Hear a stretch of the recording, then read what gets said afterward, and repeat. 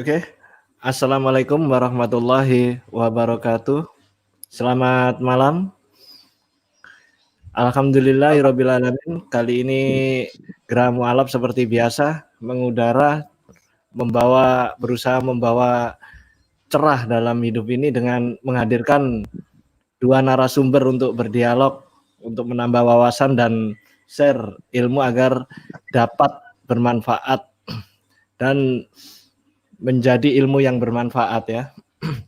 Amin. Malam hari ini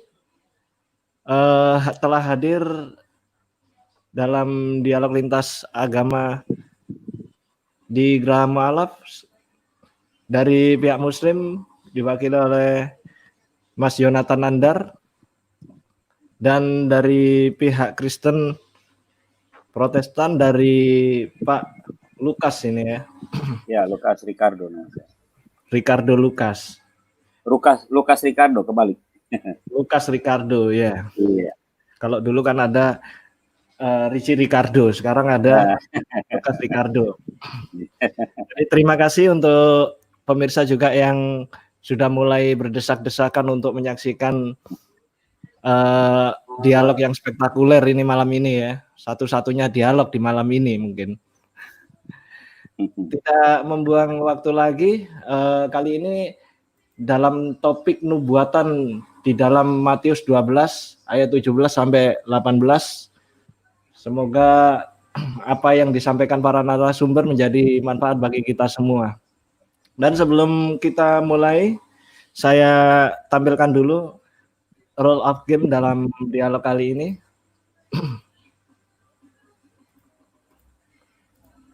Seperti biasa, role of game yang sudah standar WHO ya, karena menyehatkan ini. Dibuka dengan session pertama dibuka dengan masing-masing narasumber menyajikan opening statement atau selama 7 menit, dan session yang kedua seperti biasa tanya jawab saling bergantian. Untuk pertanyaan diberikan waktu selama 3 menit dan 7 menit diberikan waktu untuk menjawab dari masing-masing pihak, dan ditutup dengan session yang ketiga yakni closing statement selama 7 menit dari masing-masing narasumber.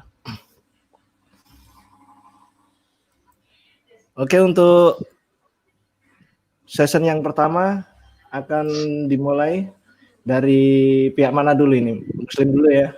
Apa Kristen dulu? Silakan. Mas Nanda dulu atau saya dulu? Ya? Silakan. Saya aja dulu, Gus. Soalnya kan barang siapa yang menyatakan dia wajib membuktikannya. Siapa dulu? Pak Aku Ricardo? dulu. Soalnya aku kan. Oh ya, siap. Oke. 7 menit diberikan kepada Mas Nandar untuk memberikan opening statement. Waktu berjalan, opening meluncur. Bismillahirrahmanirrahim. Assalamualaikum warahmatullahi wabarakatuh. Baruk atah Adonai Eloheinu melek haolam, atahillah lahim rofol alamim, atah na'afu ta'alaina sub. Alhamdulillahirabbil alamin, wassalatu wassalamu ala nabiyina Muhammadin wa ala alihi wa ashabihi ajmain, amma ba'd. Pertama-tama marilah kita memanjatkan puji syukur kehadirat Allah Subhanahu wa taala yang telah menganugerahkan berbagai macam kenikmatan kepada kita. Wa in ta'udu li ni'matallahi la tuhsuha. Jika kalian menghitung nikmat-nikmat Allah, maka tidak akan mampu untuk menghitungnya. Salawat dan salam mudah-mudahan senantiasa tercurah limpahkan kepada baginda kita Nabi Muhammad SAW. Saya dalam kesempatan malam hari ini mengucapkan terima kasih yang sebesar-besarnya kepada Geraha Mualaf yang telah mewakili, ya, yang telah memfasilitasi antara umat Kristiani dan umat Islam untuk saling bergandengan tangan, ya, untuk berdiskusi ilmiah. Dan saya juga mengucapkan terima kasih kepada kaum muslimin rahimahullah. Dan saat ini juga saya mengucapkan terima kasih kepada Bapak Ricardo Lukas, apresiasi yang sangat tinggi kepada beliau kepada Muhammad Kaceh, tanpa lagi Usman Effendi, Saifuddin Ibrahim yang sampai detik ini tidak berani berdiskusi santun, ya, seperti saat ini. Masya Allah. Saya aturkan salam hormat, saya aturkan terima kasih banyak kepada Bapak Ricardo Lukas yang telah menjadi pribadi yang penuh kasih sehingga mampu, ya, bergumul di dalam menyampaikan apa yang diyakini sebagai sebuah kebenaran. Karena eksistensi saya di dalam kesempatan malam hari ini adalah sebagai manifestasi dari bagaimana firman Tuhan katakan, ya, kuntum khaira ummatin ukhrijat linnasi ta'muruna bil ma'ruf wa tanhauna 'anil munkar wa tu'minuna billah. Umat Islam ini adalah umat yang terbaik, ya, yang dilahirkan untuk menyeru manusia berbuat baik, melarang kepada perbuatan buruk, dan ya berimanlah kepada Allah Subhanahu wa taala. Nah, langsung saja kepada pembahasan kita, ya. Gus, tolong ditampilkan Injil Matius pasal 12 ayat ke-17 sampai dengan 18.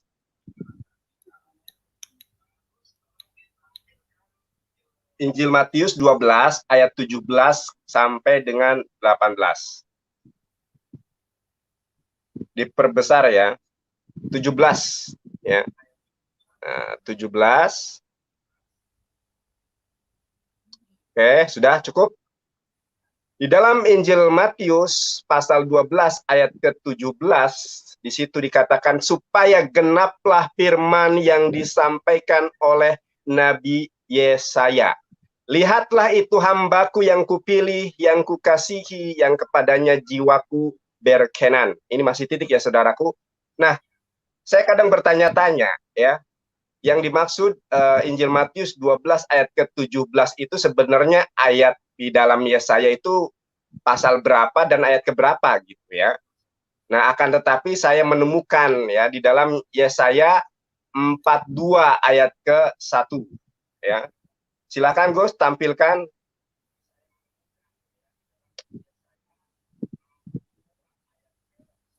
Halo? Tampilkan slide yang pertama deh, yang pertama.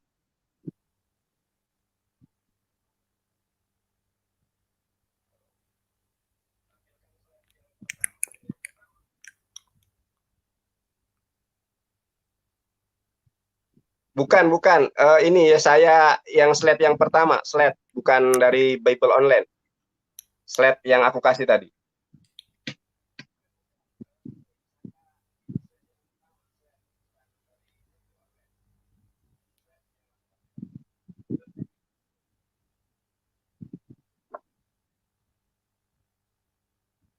Nah, saudara-saudariku semua yang dirahmati Allah Subhanahu wa taala, di dalam kitab Yesayahu ya, Yesayahu atau di dalam bahasa Inggris Isaiah atau dalam bahasa Indonesia Yesaya. Di situ ketutupan ya, nggak apa-apa deh. Hen abdi etma ya, alef et mem kaf sofit. Hen abdi etma. Lihatlah etma. Nah, saya sudah melihat menampilkan kepada saudara sekalian, mana ya, kelihatan tidak ya?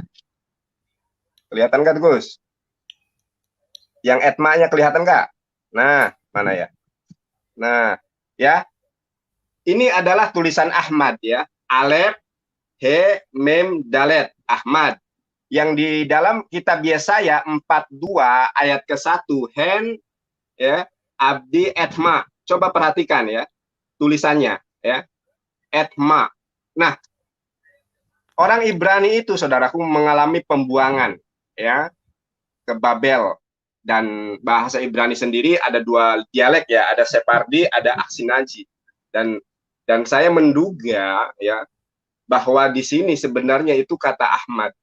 Kamu asumsi Nandar. Ya, sampai detik ini di kalangan Yahudi bahkan Kristiani yang paham kitab berbahasa Ibrani, kata etma di Yesaya 42 ayat ke-1 itu masih misteri ya. Ini adalah proper name yang sampai detik ini ya tidak dimengerti apa itu maksudnya ya. Padahal yang benar adalah Ahmad, saudara. Ahmad ya. Alef, he, mem, dalet ya. Kenapa? Karena ada perubahan bahasa Ibrani itu dari kuno ke modern. Coba perhatikan, perbedaannya cuma sedikit. Kalau seandainya saya hapus sedikit dan ini sudah Ahmad ya, ada penyelewengan. Nah, itu ngawur Nandar. Sekarang Gus buka slide yang keempat. Ya, slide yang keempat. Buka slide yang keempat. Aduh. Ternyata penjelasan saya terlalu panjang ya. Tanpa terasa waktu sudah 1 menit. Tinggal 1 menit. Sudah lewat 10 menit ya. Iya. Nah, diperkecil Gus. Terlalu semangat. Nah, aduh, bukan ini ya. Ketiga. Tiga udah ya, tiga ya.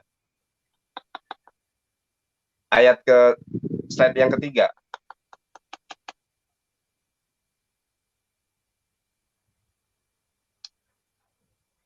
Tiga, Gus. Nah, coba Anda perhatikan Injil Matius pasal 12 ayat ke-18. Hen abdi behereti, etmaknya dihilangkan. Ya, Ahmadnya dihilangkan, ya. Kalau Matius 12 itu mengatakan inilah nubuatan Yesaya, otomatis mengacu kepada Yesaya 42 ayat ke-1. Tetapi kenapa di sini dihilangkan etmaknya? Ya, etmaknya kenapa dihilangkan? Oke, terima kasih. Selama 7 menit ini kayaknya kurang Ustadz Nandar ini karena belum apa-apa sudah semangatnya luar biasa. Dan beralih kepada ya Pak Lukas yang di sini dalam videonya memakai kalam ilahi ya. Selama 7 menit diberikan kepada Pak Lukas untuk memberikan opening statement. Waktu berjalan, statement meluncur. Shalom kafirin, shalom alaihim, bisyami syuha masyiyah. Berdoa kepada Tuhan kita Yesus Kristus bagi semua umat Kristen. Marilah kita memohon hikmat dan marifat dari surgawi sehingga kita dapat memberi pencerahan malam hari ini. Terang yang ajaib datang ke dunia untuk memberikan terang. Supaya terang itu dapat diterima oleh semua umat. Sehingga tidak perlu ada lagi pertentangan, tidak perlu ada lagi polemik. Karena masing-masing kitab suci ini kita imani dengan iman kita masing-masing. Assalamualaikum warahmatullahi wabarakatuh kepada saudara-saudara muslim. Kabal hal kulukum insyaallah tayyibin. Mafi muskilah wala syai. Meskipun kita dalam kondisi Covid hari ini tidak bisa kemana-mana dan ada satu fenomena yang menurut saya cukup fenomenal ya. Orang sekarang udah nggak hobi lagi nonton bola, tapi orang hobi nonton debat. Cuman saya bersyukur malam hari ini bahwa dialog ini tidak dinamai sebagai suatu debat, tapi sebagai suatu dialog, gitu. Dialog lintas agama, dan itu sangat membawa angin segar karena kalau bunyinya dialog, artinya tidak akan ada bahasa-bahasa yang kasar, kata-kata yang keras, terus kemudian sesuatu yang menyakitkan hati orang lain. Karena tujuan dari dialog ini adalah memberikan pencerahan. Kita mulai saja langsung, karena tadi waktu sudah terlewat banyak, dan di waktu saya sudah menunjukkan 13.09. Tadi Pak Mas Nandar menyampaikan suatu argumentasi bahwa di dalam Matius 12 ayat 17-18 yang berbunyi inilah yang 18-nya itu, inilah hambaku yang kukasihi. Sebentar saya bacakan ayatnya dari terjemahan dalam Alkitab saya. Lihatlah itu hambaku yang kupilih, dari dalam Matius ya. Lihatlah itu hambaku yang kupilih, yang kukasihi, yang kepadanya jiwaku berkenan. Aku akan menaruh rohku ke atasnya dan ia akan memaklumkan hukum kepada bangsa-bangsa. Tadi sudah disampaikan dalam bahasa aslinya, yaitu hand of the atmak bo bekhireratsah nafsi natatiruhi alaf misfat lagoyim yotsi. Dan kata yang diambil oleh Mas Nandar di sini adalah menggarisbawahi tentang kata etmah. Kalau boleh saya menjelaskan sedikit mengenai perihal bahasa Ibrani, walaupun saya bukan guru bahasa Ibrani, tapi setidak-tidaknya ini pelajaran bagi semua umat Kristiani bahwa Anda harus mengerti kitab suci Anda dengan baik. Kata etmah itu adalah berasal dari sores, kata kerja ya, berasal dari sores tamah. Tamah itu kemudian mendapat tambahan kata kerja dari binyan paal, karena kata kerja bentuknya jadi diambil dari binyan paal, kemudian dari tensis yiktol, yaitu simple aktif, bentuknya simple aktif, merujuk kepada kata ganti orang pertama tunggal. Jadi kata etmah itu kata ganti orang pertama tunggal, dan itu tidak bisa dirubah. Karena bahasa Ibrani tidak sama dengan bahasa-bahasa lainnya gitu. Ada spesifikasi. Di dalam bahasa Ibrani itu penambahan satu suffix atau penambahan satu prefix dia akan merubah arti. Penambahan satu huruf dan pengurangan satu huruf dia akan merubah arti. Seperti kata Elohim, Elohim itu adalah kata Allah untuk jamak karena ada penambahan suffix im di belakangnya. Itu artinya Allah kami, Elohim. Tapi kalau Allah saja itu akan disebut dengan Eloah. Nah, bahasa Ibrani kurang lebih seperti itu. Kemudian untuk yang selanjutnya tadi yang Mas Nandar sampaikan, etmah itu hurufnya berubah ya. Hurufnya berubah dari het menjadi he. Akibat pembuangan bangsa Israel ke Babel. Tapi akan coba saya buka di dalam bahasa aslinya, yaitu yang di dalam Yesaya 42 ayat 1, supaya kita betul-betul dapat menjelaskan perihal ini dengan terang benderang. Di sana dituliskan hen abdi etmah. Jadi ada alef, ada taf, ada mem, ada het suffix. Kalau kita melihat dari kata etmah ini, kata alef itu sebetulnya tidak dibunyikan. Makanya ada tanda segol di bawah itu sebetulnya tidak dibunyikan. Artinya tidak dibaca begitu, tapi tidak dibunyikan, dibaca tapi tidak dibunyikan. Nah, itu konsonan alef di dalam sebuah kalimat Ibrani ya. Lalu kalau tadi Mas Nandar berargumen bahwa kalau saja kakinya dari huruf het tadi dibuang, kakinya melengkung sedikit itu, saya tidak punya papan tulis, jadi saya tidak bisa menggambarkan seperti tadi, seperti Mas Nandar tadi. Kalau umpamanya kakinya itu saja dibuang, maka dia akan berubah menjadi huruf he. Tapi tidak sederhana itu sebetulnya. Karena kalau huruf he, kalau boleh saya tunjukkan dari komputer saya, dari handphone saya, huruf he seperti itu, kakinya terputus. Kakinya terputus, yang ini ya. Nah, ini. Huruf he itu, kakinya terputus. Meskipun tadi kalau huruf ket itu dibuang, tetap saja, nah, kalau huruf ket begini dia. Nah, ini ya, ket ya. Nah, dia kakinya nyambung. Kalau tadi Mas Nandar tulis kakinya dibuang, kakinya nyambung, dua-duanya huruf ket dan huruf he, tapi ada lengkungan sedikit di ujung kaki itu.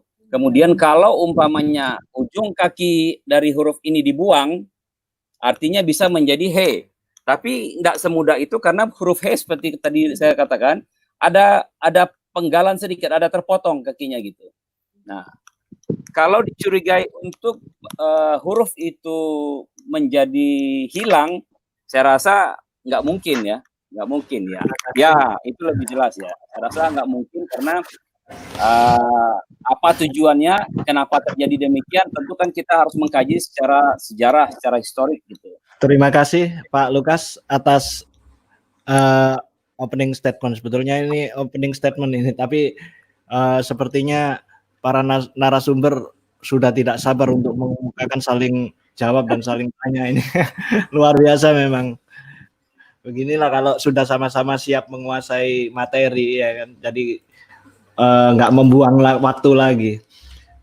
Dan kita meninjak ke session kedua, yakni session tanya jawab selama 3 menit diberikan kepada Mas Nandar untuk memberikan pertanyaan ya. Karena tadi Mas Nandar yang pertama, jadi secara bergantian ini nanti Mas Nandar untuk memberikan pertanyaan. Oke. Timer meluncur, pertanyaan mengalir. Gus, tolong ditampilkan slide kedua, Yohanes pasal 14 ayat ke-6 dalam bahasa Ibrani. Ya. Oke. Sebenarnya tadi pembahasannya apa ya? 7 menit itu kurang sepertinya. Oke, saya mau bertanya. ya, sebagaimana tadi tertulis di dalam Matius 12 ayat ke-17 ya. Di situ tadi kurang lebih mengutip nubuatan yang disampaikan oleh Nabi Yesaya. Yang menjadi pertanyaan saya adalah kenapa ya kata etmak di situ kok ditiadakan di dalam Matius 12 ayat ke-18. Sedangkan nubuatan Nabi Yesaya jelas mengatakan hen abdi etmak bau behiri rasyate, ya. Ada ayatnya tertera jelas, ya. Dan yang menjadi permasalahan kita sebenarnya pada malam hari ini, ya, adalah kita harus mengidentifikasi sebenarnya siapa sih etma yang dimaksud, begitu kan, Gus, ya. Nah, etma yang dimaksud di sini adalah sebagaimana Yeswa Hamasyah ketika mengatakan ani, ya, haderek, akulah jalan, we Ahmed, jalan bagi Ahmed, we Hayim, dan hidup. Ya, sebagaimana yang sudah saya jelaskan, di hidup di situ adalah Injil Yohanes pasal 17 ayat ketiga. Sekarang Gus Imron tolong buka ya Matius 12 ayat ke 19.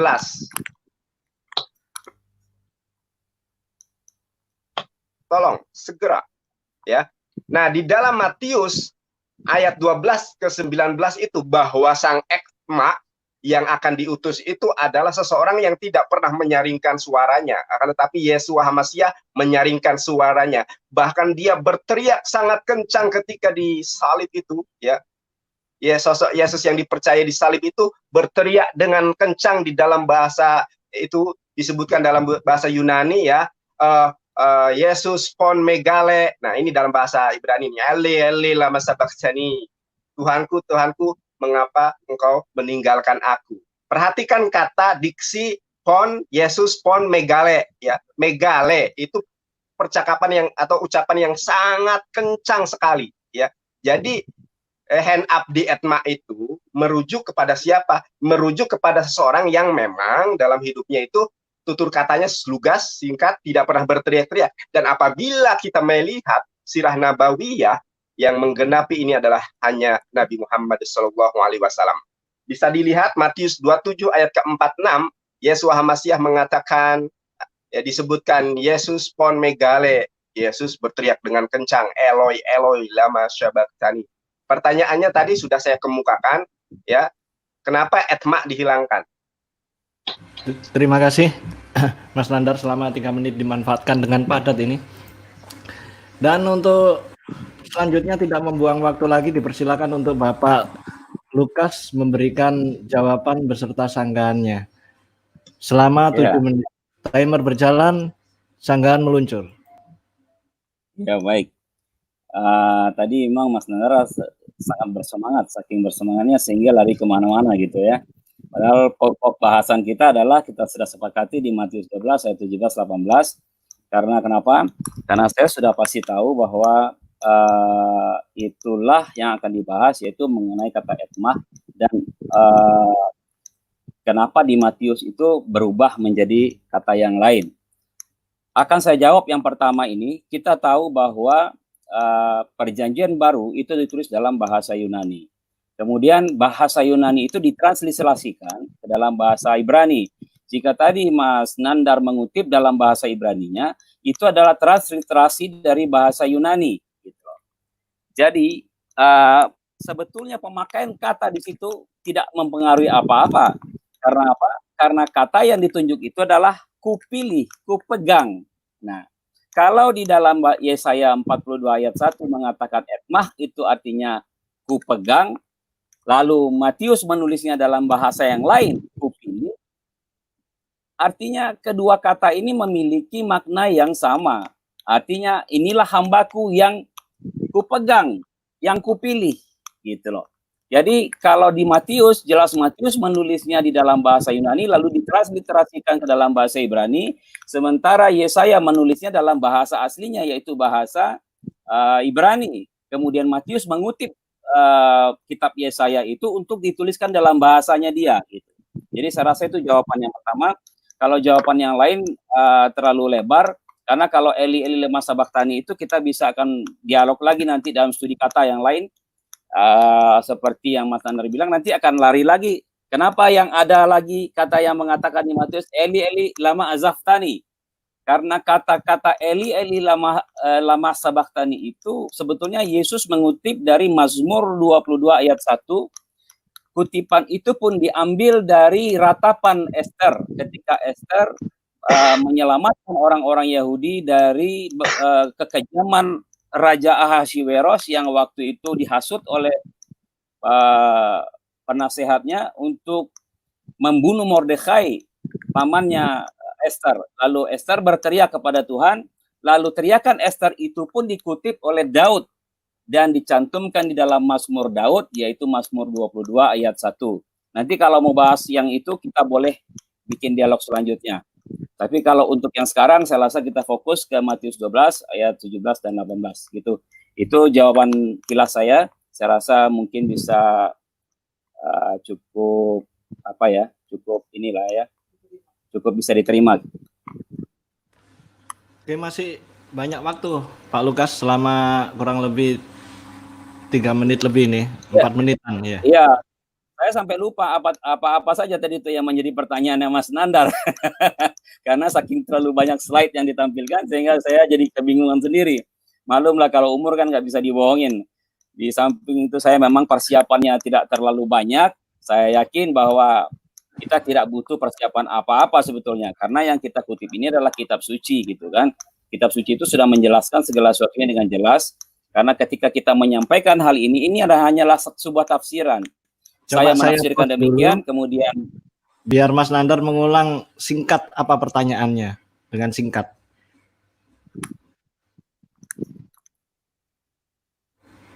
Ya Mas Nandar, coba diulang dengan singkat pertanyaannya Mas Nandar. Ya, pertanyaan saya, kenapa etma ditiadakan, ya, etma itu ditiadakan di dalam Matius 12 ayat ke-18, ya. Kalau kita melihat translate-nya, ya, kalau di dalam Yesaya 42 ayat 1 kan jelas, hen abdi, lihatlah hambaku, ya, hen abdi etma, Ahmad atau etma lah, nggak apa-apa ya, lihatlah hambaku etma. Kalau dalam bahasa Indonesia diterjemahkan menjadi yang kupegang, ya. Baru setelah itu hen abdi etma, ya, bau behiri. Nah, behiri itu tidak diganti di dalam bahasa Yunani ataupun Ibrani versi Matius 12 ayat ke-18, ya. Akan tetapi kenapa yang etmaknya itu dihilangkan? Kalau yang makna kupilih itu adalah behiri, bukan ya, etma. Etma itu kupegang. Saya rasa mungkin poinnya bisa diambil sama Pak Lukas selama kurang lebih 3,5 menit ini untuk dapat memberikan jawaban. Mungkin itu tadi yang terlupa ya Pak Lukas ya. Oke, saya putar lagi ini jamnya. Silakan Pak Lukas. Iya, itu tadi yang seperti saya jelaskan tadi, bahwa kenapa Matius memakai kata dipilih, sementara Yesaya memakai kata dipegang. Kalau kita menganalogikan secara sederhana saja, bahwa dipilih dengan dipegang, itu mempunyai suatu kesamaan makna gitu. Anda orang yang saya pilih, Anda orang pegangan saya, ya itu punya makna yang sama. Tadi saya sudah jelaskan bahwa kenapa Matius memakai kata lain, karena Matius memakai kata di dalam bahasa Yunani. Perjanjian Baru ditulis dalam bahasa Yunani, lalu Elias Hatter membuat suatu transliterasi, membuat suatu terjemahan Haberet Hakadasha di dalam bahasa Ibrani, supaya orang-orang Ibrani mengerti membaca kitab Perjanjian Baru di dalam bahasa aslinya. Demikian.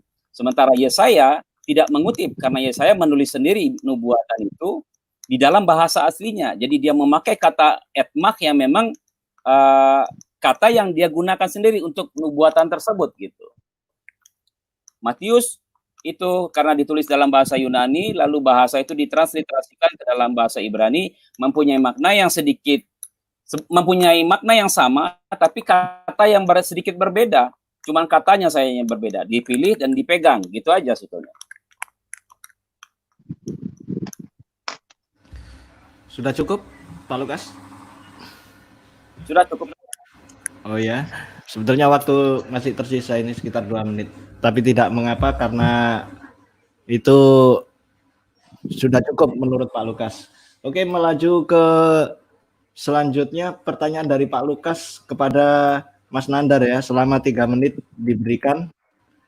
Silakan Pak Lukas mengajukan pertanyaan selama 3 menit. Timer berjalan, pertanyaan meluncur.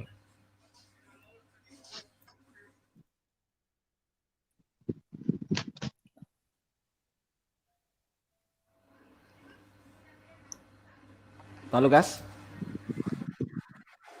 bisa dengar saya? Bisa. Ada sedikit gangguan. Ya, selama 3 menit diberikan kepada Pak Lukas untuk mengajukan pertanyaan kepada Mas Nandar, dimulai dari timer. Timer berjalan, pertanyaan meluncur. Oke. Pertanyaan saya sebetulnya ada beberapa, ada 4 pertanyaan. Yang pertama adalah berkaitan dengan nubuatan di dalam Matius 12 ayat 17-18 ini, yaitu siapakah nama Nabi Islam sebetulnya, Ahmad atau Muhammad? Karena kalau kita melihat di dalam surat Asy-Syaff ayat 6, itu namanya adalah pertanyaan yang pertama. Pertanyaan yang kedua, apa makna atau arti dari nama tersebut? Dan mengenai makna atau arti nama Ahmad atau Muhammad itu, apa dalil yang bisa kita ambil di dalam Quran sehingga kita dapat memahami bahwa itulah makna dari nama tersebut. Pertanyaan yang ketiga, apakah nama tersebut akan berubah arti ketika diterjemahkan ke dalam bahasa lain? Ya. Lalu yang keempat, ayat Quran manakah yang menjadi rujukan tentang nubuatan tersebut yang ada di dalam Alkitab yang kita bahas tadi? Itu aja. Oke, sudah cukup singkat, jelas, padat ya kan. Kalau beras itu beras yang punel ini namanya. Selama 7 menit diberikan kepada Mas Nandar untuk memberikan jawaban agar menjadi ilmu yang bermanfaat. Timer berjalan, sanggahan meluncur. Oke. Terima kasih Bapak Ricardo Lucas yang telah memberikan pertanyaan. Sebelum saya menjawab, saya ingin meralat sedikit yang tadi ya, biar tidak absurd ya. Ini, aduh, gimana ya? Nah ini nih. Nah, jadi saya agak sedikit meralat bahwasanya itu bukan perbedaan kata, Pak. Akan tetapi memang diksi itu dihilangkan. Kenapa? Karena yang dimaksud dipilih di dalam bahasa Ibrani adalah ya ini bet, he, yot, res, yot, ya behiri ini dipilih. Di dalam bahasa Arab dipilih itu adalah Mustafa. Jadi lihatlah hambaku Ahmad sang Mustafa. Oleh karenanya Rasulullah SAW, salah satu gelar yang disematkan kepada Rasulullah SAW adalah behiri, Ahmad, kupilih. Sedangkan makna atmak yang diterjemahkan kupegang itu diksi lain, kata lain. Jadi saya sedikit meralat yang tadi itu ya. Jadi memang dihilangkan.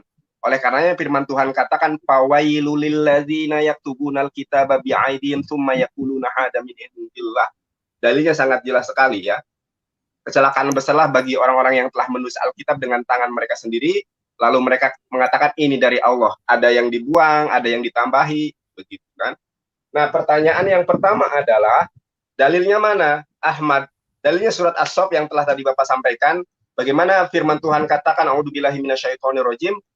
Wa idh qala Isa ibnu Maryam ya bani Israila inni rasulullahi ilaikum. Inni rasulullahi ilaikum musaddiqan lima baina yadayya minat Taurati wa mubassiran bi rasulin ya'ti min ba'dihi ismuhu Ahmad. Falamma ja'ahum bil bainati qalu hadza syihrun mubin. Mohon maaf, salah ya saudara. Nah, dan ingatlah ketika Isa alaihissalam ya mengatakan kepada Bani Israel, wahai Bani Israel, ya, aku ini adalah utusan Allah kepada kamu Bani Israel. Aku ya membenarkan kitab sebelumku yaitu Taurat. dan memberikan kabar gembira tentang kedatangan Ahmad setelahku, Nabi, ya. Buka ya, Gus, yang tadi slide yang kedua itu, ya. Namanya Ahmad, ya. Lalu ada yang bertanya, Ahmad itu siapa? Ya, Ahmad itu adalah Nabi Muhammad Shallallahu Alaihi Wasallam, ya. Rasulullah Shallallahu Alaihi Wasallam itu memiliki banyak, ya, memiliki banyak apa namanya itu nama, ya. Dan ketika ayat itu turun, tentu Rasulullah Shallallahu Alaihi Wasallam menjelaskan siapakah itu sosok Ahmad. Dan Rasulullah SAW menjelaskan, aku ini adalah Muhammad, aku ini adalah Al-Mahi, aku ini adalah Ahmad, dan Ahmad adalah nama kedua yang paling populer setelah Nabi Muhammad SAW. Jadi Muhammad Shallallahu Alaihi Wasallam nama, ya, Rasulullah SAW, dan nama yang kedua adalah Ahmad, itu pun nama Nabi Muhammad Shallallahu Alaihi Wasallam. Sebagaimana saya namanya Yonatan Nandar, ya, kan, tetapi ada juga mengatakan Abu Muhammad Aska, begitu ya. Dan satu-satunya ayat di dalam Al-Quran yang mengatakan Ahmad, ya, itu adalah salah satu perkataan dari Isa alaihi salam. Dan apabila kita ingin menelisik, mengeksplorasi Bible di dalam apa itu namanya original text, maka kita akan melihat di dalam Yohanes pasal 14 ayat ke-6, ya, Anoki akulah, haderek jalan, we Ahmed, bagi Ahmed, we Hayim dan hidup. 17 Yohanes 17 ayat ketiga, penjelasan tentang we Hayim. Lalu we Ahmed di sini siapa? Yaitu Rasulullah SAW. Ngaur Nandar, itu kebenaran. Siapa yang ngaur? Kamu yang ngaur. Loh, kenapa? Di kebenaran di dalam kitab Perjanjian Lama, mulai dari kitab Beresit sampai dengan kitab Maleaki, yang namanya kebenaran itu adalah sidikoh, begitu ya, yang bermakna benar, sama seperti bahasa Arab Abu Bakar Siddiq, ya, Siddiq benar, ya, karena Abu Bakar Siddiq telah membenarkan Nabi, maka dia diberikan gelar Asy-Siddiq, sama-sama kebenaran. Tapi Ahmed itu bukan kebenaran. Kalau tidak percaya, buka slide 4, Gus. Aduh, waktu gak nutut tinggi waktu nih, Gus. Slide keempat. Slide ke-1 aja, slide ke-1. Aku buktikan ya. Slide ke-1 aja, buruan. Waktu, orang nutut kok kayak mangan ora iki. Ya. Coba diperkecil yang bawahnya. Nah, angkat yang bawahnya yang ditanda, aku kasih tanda. Nah, diperbesar. Ya. Nah, diperbesar. Dah. Le'emet, ya, Le'ehmet. Bahkan di ayat ini pun kata Ahmed itu dilampirkan. Akan tetapi kenapa di dalam Matius 12 ayat ke-20, kenapa Le'ehmet tidak dimaknai sebagai kebenaran? Ya, di dalam Matius pasal 14 ayat ke-6, di situ dikatakan Ani haderek, akulah jalan bagi Ahmad, karena Yesus apa sih? Yohanes Pembaptis jalan bagi Yesus, sedangkan Yesus adalah jalan bagi Ahmad. Kenapa Ahmed di situ diartikan sebagai kebenaran? Lalu kenapa Ahmed di dalam Matius 12 ayat ke-20, Ahmed di situ tidak diterjemahkan ke dalam kebenaran, tidak diterjemahkan sebagai kebenaran? Coba Gus, terjemahan, aduh waktu ini nggak nutut ya, Ancen. Tenang, habis ini kan ada pertanyaan untuk buat Mas Nandar. Ayo lanjut, yang mana share screen? Bukan, terjemahan aja. Terjemahan. Matius 12 ayat 20.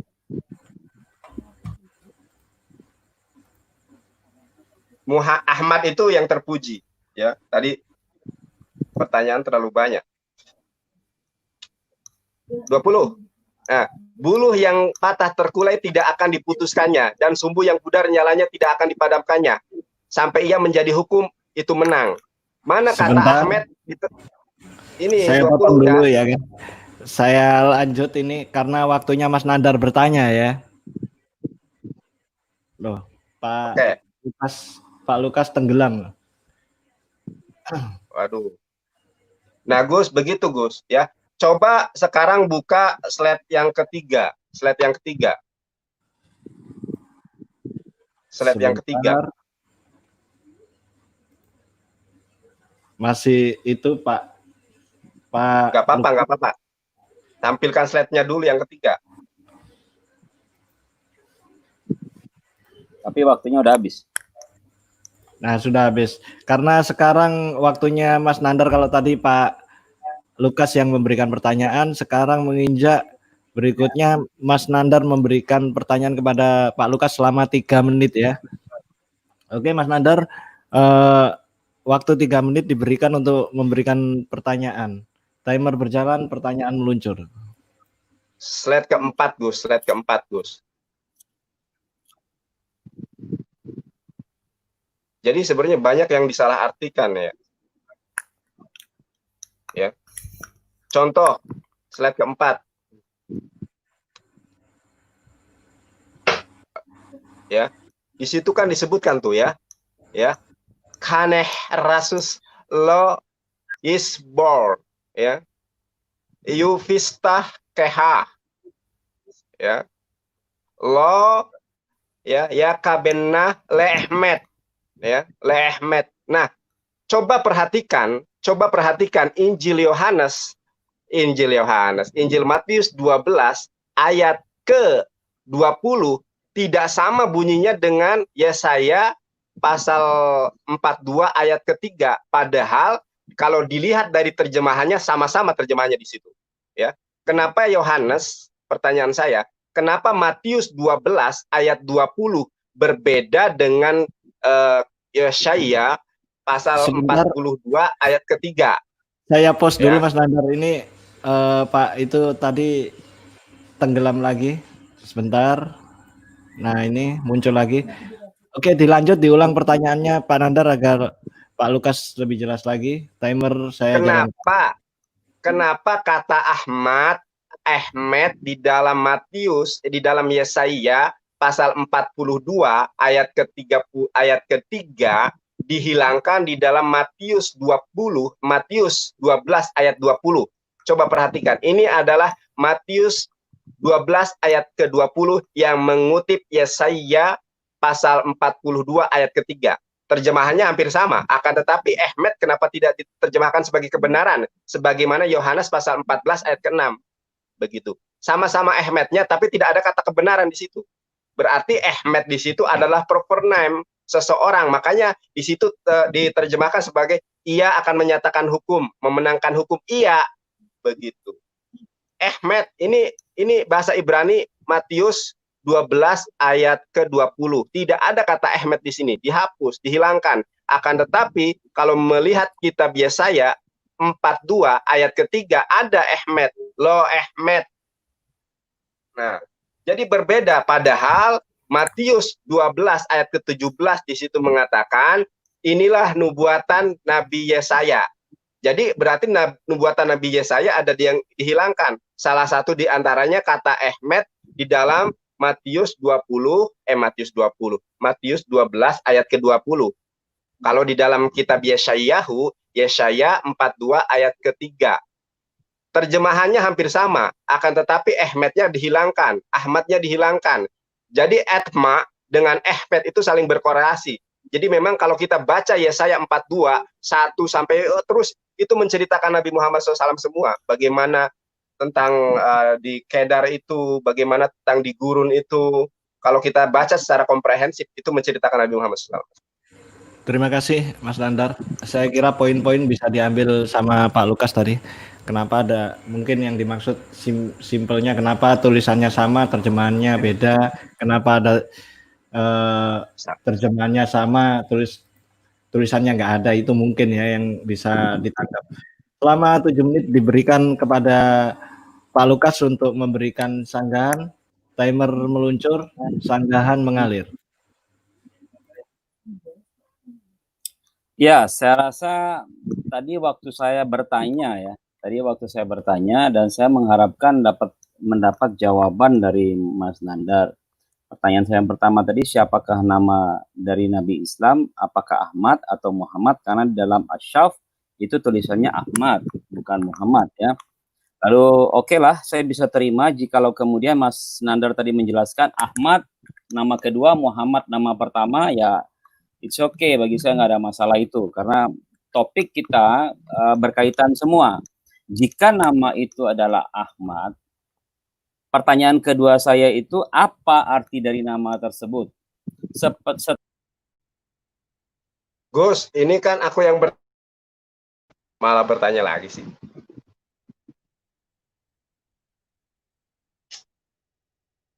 Mohon maaf, ini tenggelam ini Pak Lukas. Coba. Ya ini Ya, signalnya kurang bagus saya rasa ya. Iya, putus. Saya lanjutkan yang penjelasan saya yang tadi. Iya, silakan Pak. Saya lanjutkan tadi. Iya. Kalau makna itu yang saya tahu, Ahmad itu artinya adalah yang terpuji, bukan yang kupilih atau yang kupegang. Nah, makanya pertanyaan ketiga saya tadi, apakah nama tersebut, nama Ahmad atau nama Muhammad tersebut akan berubah arti atau makna ketika diterjemahkan dalam bahasa lain? Umpamanya ketika nama itu, nama Ahmad atau Muhammad itu diterjemahkan ke dalam bahasa Ibrani, apakah kemudian dia berubah arti menjadi yang kupilih atau yang kupegang? Itu, atau menjadi nama atau menjadi kebenaran. Tadi yang di Mas Nandar kutip ada di ayat Yohanes 14 ayat 6, yaitu akulah jalan dan kebenaran. Kemudian Mas Nandar mempermasalahkan kata kebenaran itu sebetulnya sodikin. Gus. Iya, tenggelam. Di pause. Udah, ini sudah di pause. Ya kan? Oke, naik lagi.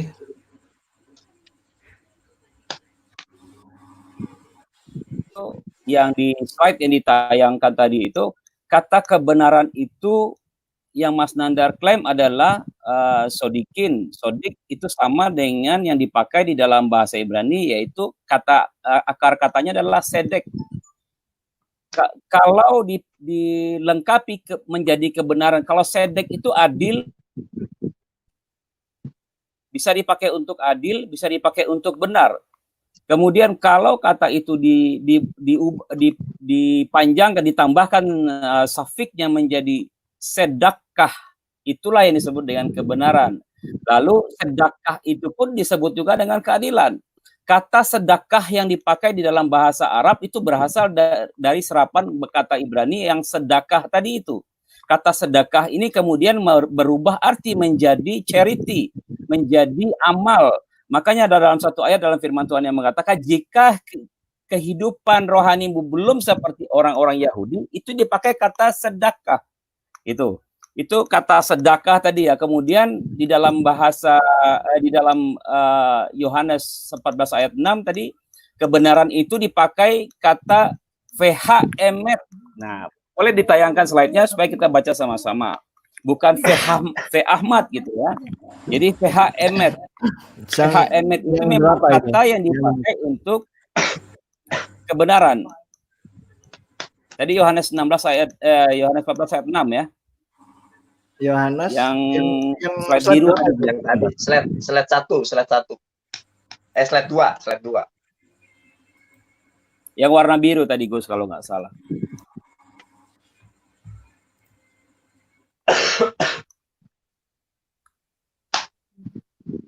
Ya, itu kita bisa baca ada faf, ada titik 2 di bawahnya, itu artinya tidak dibaca.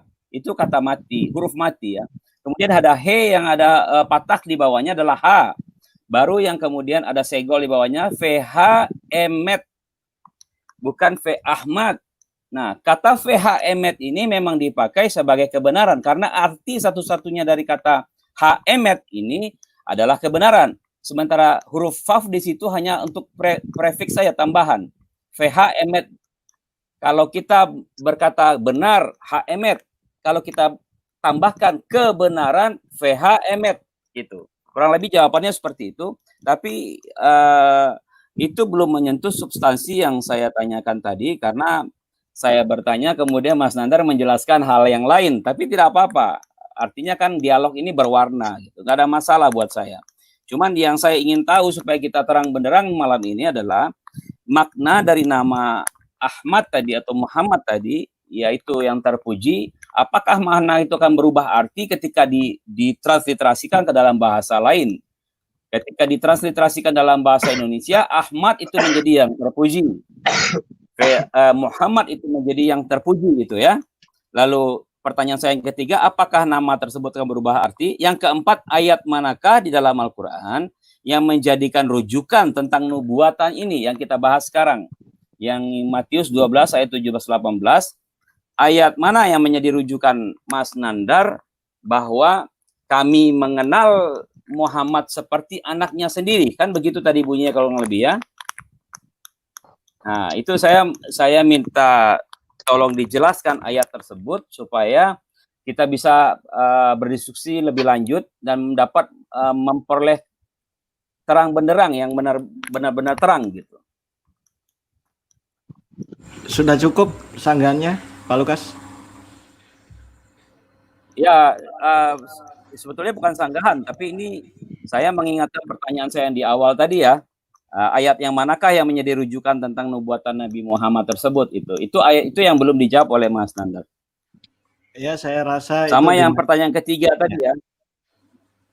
Oh ya. Ini pertanyaan saya belum dijawab bahkan. Ini ya pertanyaan. Oke. Saya rasa sanggahan Pak Lukas dirasa sudah cukup sama beliau, entah itu bagaimana nantinya, ya kan, biarkan pemirsa yang menilai. Biarkan dialog mengalir. Selanjutnya, menginjak selanjutnya, ini pertanyaan terakhir dari Pak Lukas ya, karena waktu sudah menunjukkan 51 menit live-nya ini. Saya rasa tidak terasa memang kalau dialog dengan tertib, memang sangat menyehatkan kalau dialog model begini. Oke, selama 3 menit diberikan kepada Pak Lukas memberikan pertanyaan kepada Mas Nandar. Timer berjalan, pertanyaan meluncur. Ya, giliran saya bertanya ya. Tetap saya akan mempertanyakan karena saya tidak mau bertanya banyak-banyak dan panjang-panjang karena fokus kita adalah di Matius 12 ayat 17 sampai 18, yaitu nubuatan yang ada di sana mengenai sebetulnya nubuatan itu untuk Yesus Kristus ya.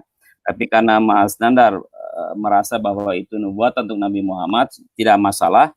Kita akan cari akarnya supaya kita dapat dengan terang benderang. Saya hanya akan menanyakan pertanyaan saya yang tadi itu akan saya ulangi, apakah nama tersebut akan berubah arti ketika diterjemahkan ke dalam bahasa lain. Lalu yang keempat adalah ayat Quran manakah yang menjadi rujukan tentang nubuatan tersebut. Kalau saya boleh ambil di sini, yang saya tahu adalah di surat Al-A'raf ayat 157. Nah, kalau umpamanya memang Mas Nandar mengambil surat Al-A'raf ayat 157, di situ dinyatakan bahwa nubuatan itu ada di dalam Taurat dan Injil, ya. Nah, kalau kita mau lihat dari nubuatan yang disampaikan oleh Nabi Yesaya ini yang dikutip oleh oleh Matius mengutip itu dari kitab Yesaya. Sementara kita tahu bahwa kitab Yesaya bukanlah bagian dari Torah. Torah itu hanya ada 5 sefer ya, sefer Bereshit, sefer Kejadian, Keluaran, Bilangan, Ulangan, Imamat. Ada 5 kitab dan Yesaya adalah kitab nabi-nabi. Nah, kalau umpamanya Al-Qur'an mengatakan bahwa nubuatan itu ada di dalam Torah, mestinya tidak lari ke Yesaya 42 ayat 1 gitu. Atau tidak masuk di dalam Matius 12 ayat 18 tadi, karena Matius jelas-jelas di situ mengutip kitab Yesaya 42 ayat 1. Saya rasa begitu ya. Mungkin bisa dijelaskan lebih lanjut.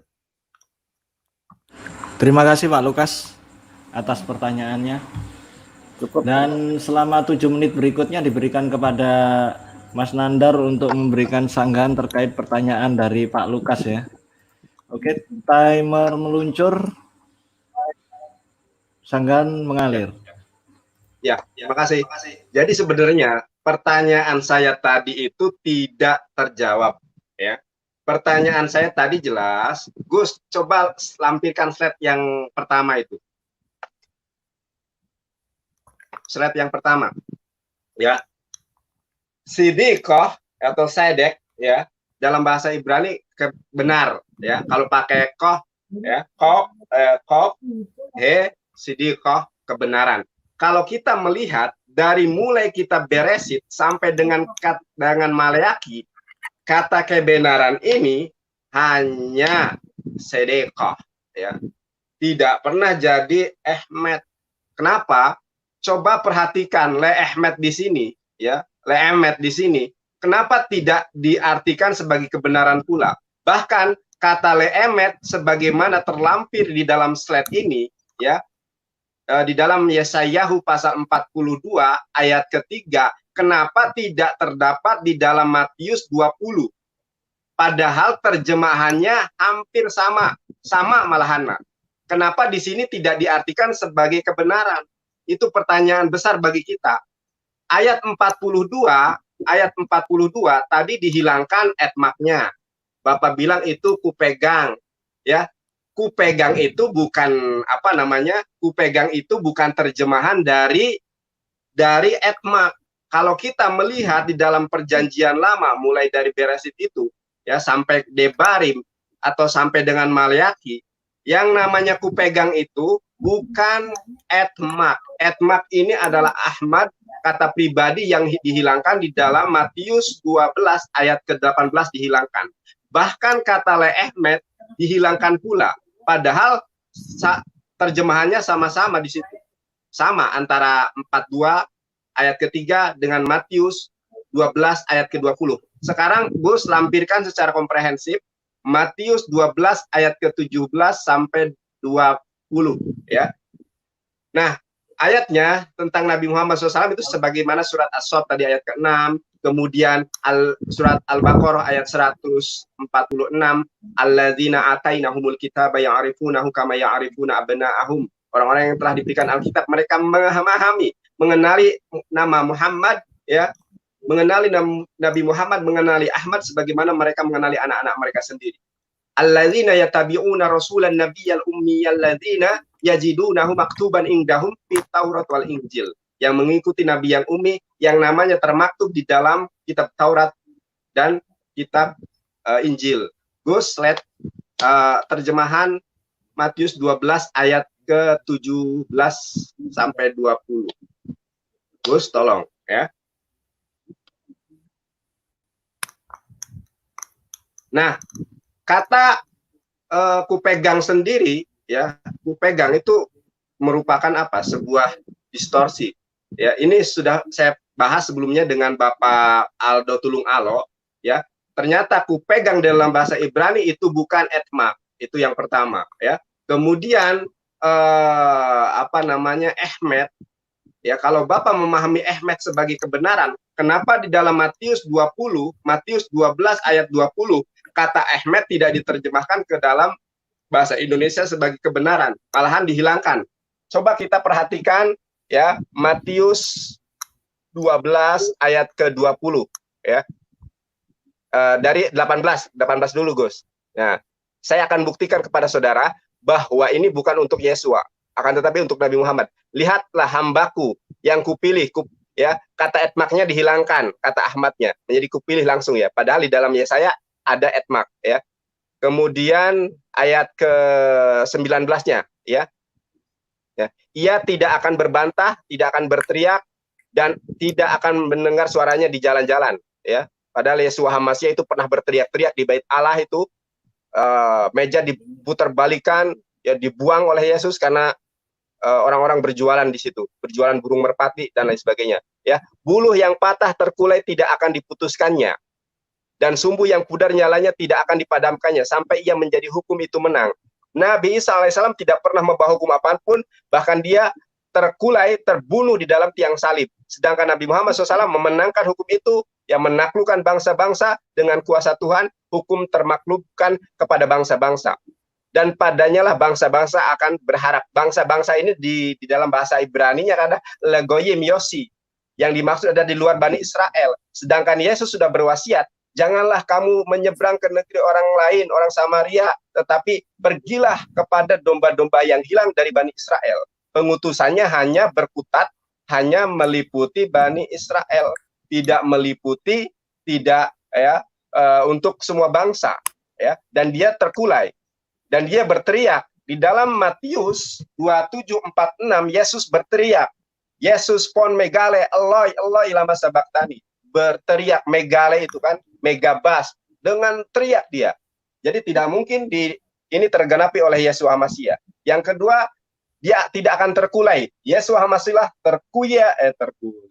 terkulai di dalam tiang salib, sedangkan Nabi Muhammad SAW tidak terkulai, ya. Nah, kemudian dia akan memaklumkan hukum kepada bangsa-bangsa apabila kita melihat. Nah, yang jadi permasalahan adalah di ayat 20 ini. Buluh yang terkulai tidak akan diputuskan, ya, dan sumbu pudarnya tidak akan dipadam sampai ia menjadi hukum itu menang. Di dalam bahasa Ibrani-nya kan ia le'amet. Kenapa di sini tidak diterjemahkan menjadi kebenaran? Padahal kata-katanya sama, le'amet. Sebagaimana tadi slide yang telah saya tampilkan. Le'amet, kenapa? Le'ehmet, kenapa tidak diterjemahkan sebagai kebenaran? Ya, di situ nggak ada kata-kata kebenaran. Nah, bangsa-bangsa berharap kepada dia, kepada Nabi Muhammad SAW, karena pengutusan Nabi Muhammad SAW, ya, wa ma arsalnaka illa rahmatan lil alamin, ya, diutus untuk semua bangsa, bukan diutus untuk suatu kaum tertentu. Oleh karenanya Al-Quran terjaga, begitu, ya. Jadi banyak yang hilang, etmak dihilangkan, ehmet dihilangkan, ya. Kenapa kita tidak mengerti itu dihilangkan? Karena kita melihat terjemahan saja. Terima kasih Mas Nandar atas jawaban yang diberikan kepada dari Pak Lukas. Tidak terasa waktu sudah 1 jam ini, dan menginjak ke session berikutnya, yakni closing statement. Nggak terasa memang kalau waktu dihabiskan untuk berdialog akademis itu waktu serasa cepat. Semoga menjadi hikmah yang bermanfaat bagi kita semua dan juga para pemirsa yang masih setia ini menyaksikan di channel Geraha Mu'alaf. Selama 7 menit diberikan, kalau tadi openingnya dari Mas Nandar, sekarang closing pertama dari Pak Lukas dulu ya, agar memberi kesempatan Mas Nandar menghabiskan itu es cendolnya yang di depan karena beliau menggebu-gebu agar bisa calling down dulu. Oke, Pak Lukas, diberikan waktu selama 7 menit untuk memberikan closing statement. Timer berjalan, closing statement meluncur. Iya, sebetulnya saya berharap banyak tadi dengan penjelasan yang diberikan oleh Mas Nandar. Lalu pertanyaan-pertanyaan yang saya berikan juga, karena segala sesuatu itu berkaitan mengenai makna dari nama Ahmad tadi. Lalu kemudian apakah dia berubah arti menjadi yang kupilih atau yang kupegang? Apakah Ahmad itu berubah arti menjadi kata itu ketika ditransliterasikan ke dalam bahasa lain, atau apa gitu loh.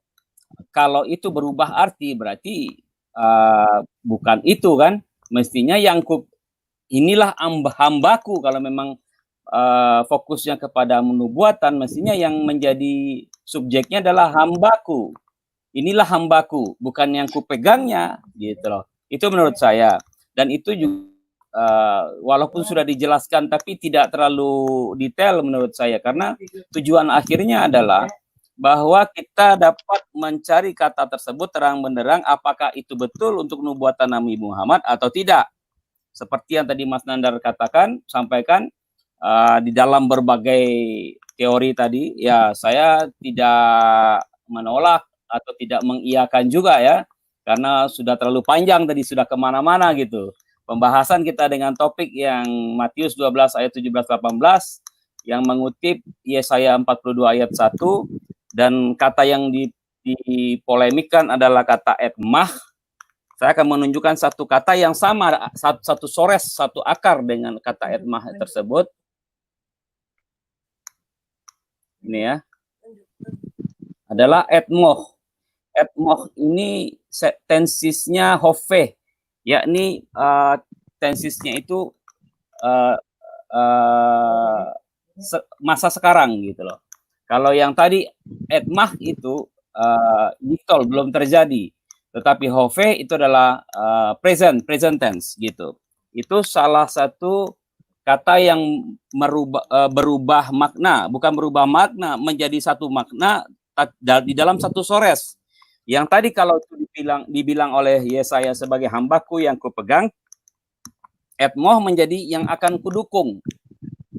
Dan itu semua, kedua-duanya itu menjadi satu makna yang sama. Mendukung dengan memegang artinya memberi supporting gitu ya. Terus kemudian kalau seumpamanya nubuatan yang diambil ini dari ayat Quran yaitu surat Al-A'raf ayat 157, artinya nubuatan itu tidak memenuhi syarat. Kenapa? Karena di dalam surat Al-A'raf itu disebutkan bahwa di dalam Taurat dan Injil. Kalau saya berharap tadi bahwa Mas Nandar menyampaikan argumentasi yang tepat mengenai nubuatan di dalam Injil. Injil Matius 12 ayat 18. Tapi kemudian ternyata kata itu kata yang dinubuatkan oleh Yesaya dari Yesaya 42 ayat 1. Sementara di dalam Al-Quran mengatakan nubuatan itu ada di dalam kitab Torah dan Injil. Nubuatan di dalam kitab Injil tidak terpenuhi, nubuatan di dalam kitab Taurat juga tidak terpenuhi. Karena ternyata nubuatan itu ada di dalam kitab Yesaya. Artinya, jika dipaksakan, ini tidak dapat menjadi suatu sinkronisasi gitu loh. Menjadi suatu nubuatan yang fulfill, yang digenapi. Kenapa?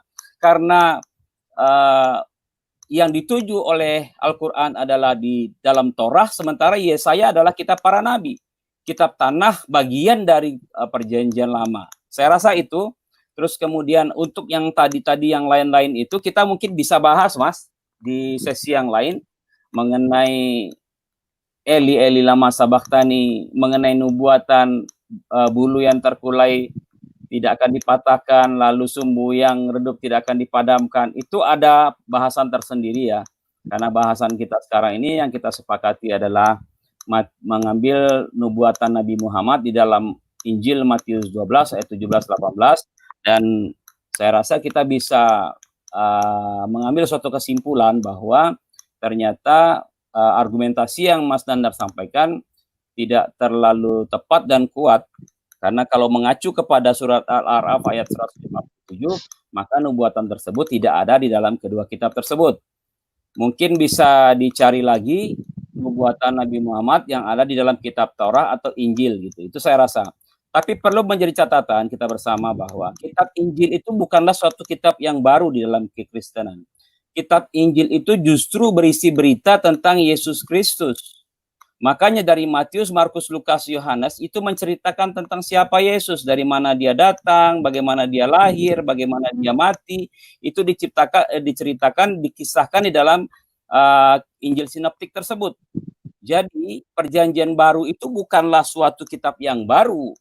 Perjanjian baru itu justru banyak mengambil dari kutipan-kutipan di dalam kitab tanah perjanjian lama yang berisi dengan Torah, kitab-kitab Megilot, kitab-kitab Nevi'im, dan kitab-kitab Ketuvim gitu loh.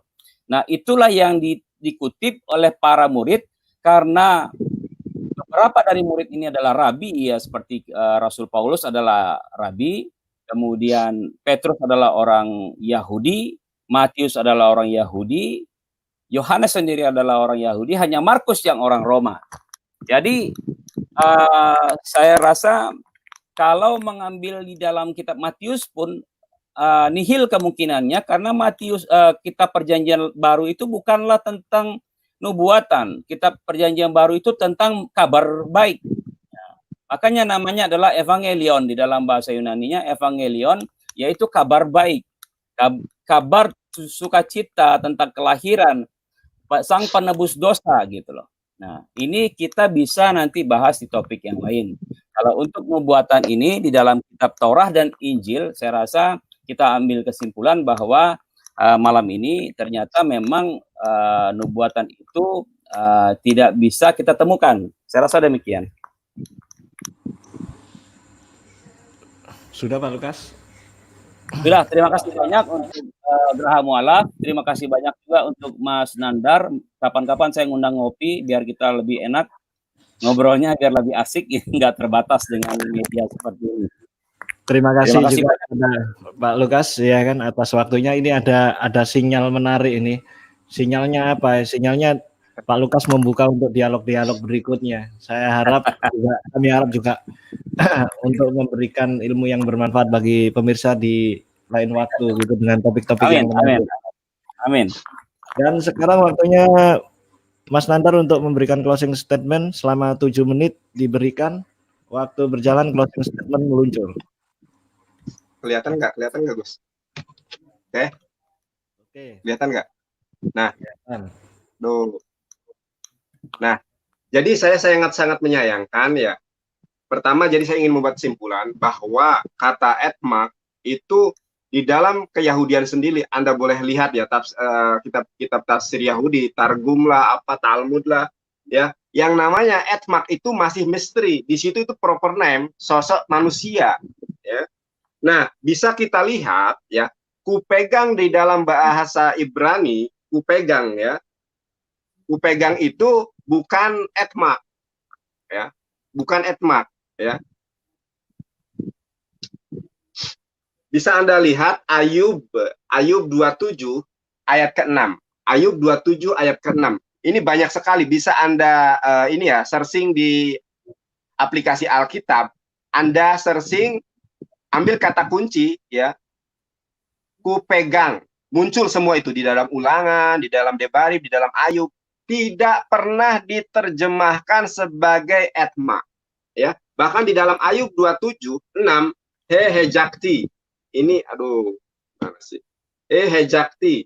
Ya, kupegang itu hejakti, bukan etma, ya.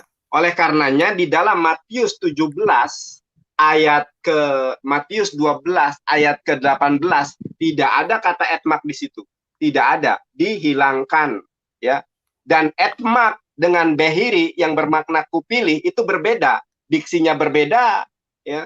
Kalau behiri terkupilih, kalau bahasa Arab Mustafa, ya. Kalau kita korelasikan, ya, inilah hambaku Ahmad, ya, al-Mustafa.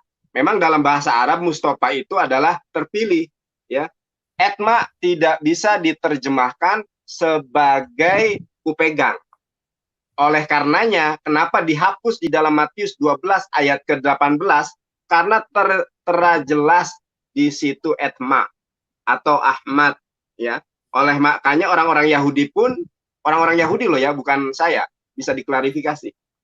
Ini bukan kupegang, di situ bukan kupegang, nama pribadi, ya. Orang Yahudi ada yang menafsirkan itu adalah Yakub, akan tetapi Yakub tidak pernah menaklukkan bangsa-bangsa, tidak pernah memaklukkan hukum kepada bangsa-bangsa, ya. Lagoyim Yoshi di situ untuk bangsa lain.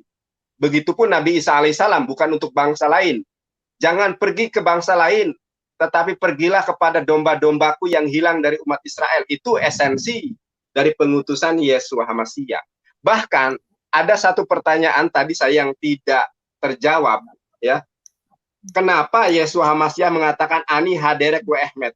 Akulah jalan bagi Ahmad, ya. Kalau Bapak menerjemahkan itu sebagai kebenaran, kenapa di dalam Yesayahu pasal 42 ayat ketiga ada kata le Ahmed yang dikutip dalam Matius 12 ayat 20 tidak dimaknai, tidak diterjemahkan sebagai kebenaran juga.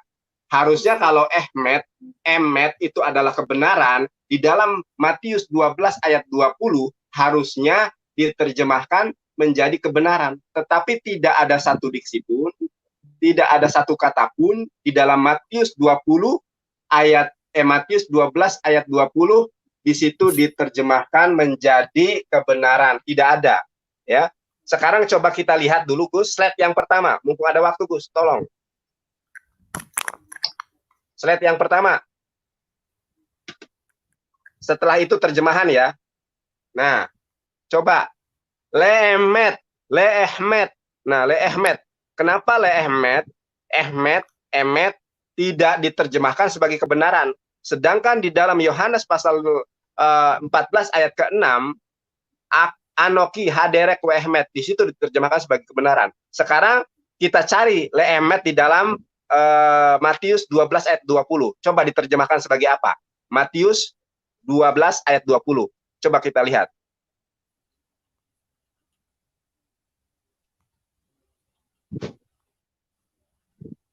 Nah, coba kita lihat ya. Buluh yang terkulai tidak akan diputuskannya, dan sumbu yang pudar nyalanya tidak akan dipadamkannya. Sampai ia, Ahmed itu diganti menjadi ia, ya, menjadi kata ganti orang ketiga, padahal itu proper name, nama seseorang, akan menjadikan hukum itu menang. Ini berkorelasi dengan surat As-Saff ayat ke-9. A'udzubillahi minasyaitonirrajim. Huwallazi arsala rasulahu bil huda wa dinil haqqi liyudhhirahu 'alad dini kulli walau karihal musyrikun. Dialah Allah yang telah mengutus Muhammad dengan membawa petunjuk dan membawa agama yang benar yang akan dimenangkan atas segala agama yang ada. Inilah nubuatan Nabi Muhammad SAW di dalam kitab Yesayahu pasal 42 ayat ketiga yang ditulis di dalam Matius 12 ayat ke-20. Akan tetapi sayang, Ahmed di situ diganti dengan kata ganti sampai ia menjadi hukum itu menang. Masa Allah berkorelasi dengan surat As-Saff ayat ke-9. Wallazi arsala rasulahu bil huda.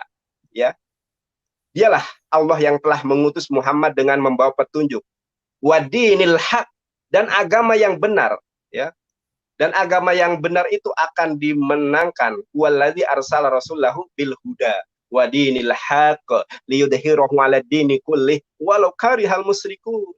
Akan dimenangkan atas seluruh agama yang ada, ya, walaupun orang-orang musyrik itu tidak menyukainya.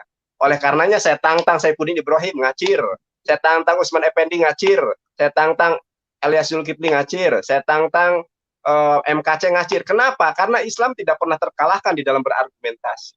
Ya, kenapa? Karena inna dinna indallahil Islam. Sesungguhnya agama yang diridhoi Allah itu hanyalah Islam. Al-Islamu ya'al wa la yu'la alaih. Islam itu tinggi dan tidak ada yang lebih tinggi daripada Islam. Terima kasih Bapak Ricardo Lucas. Insya Allah kita ngopi bareng.